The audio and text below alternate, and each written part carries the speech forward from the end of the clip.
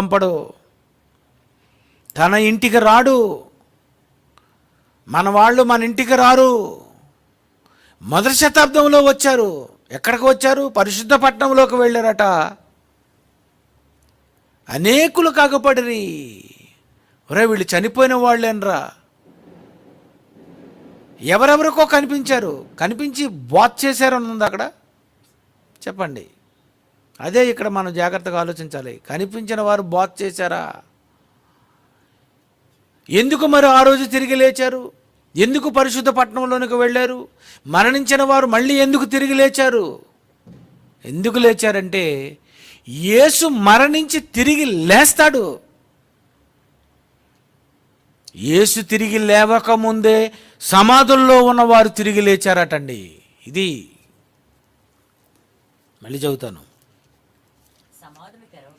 సమాధులు తెరవబడెను. యేసు మరలా బిగ్గరగా కేక వేసి ప్రాణము విడిచెను. అప్పుడు దేవాలయపు తెర పైనుండి కింది వరకు రెండుగా చినిగెను.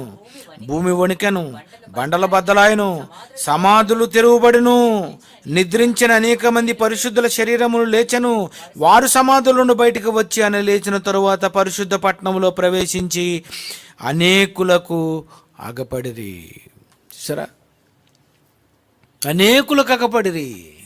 వారి వారికి అగపడిరా, అనేకులకు అగపడిరా. అనేకులు చూశారట.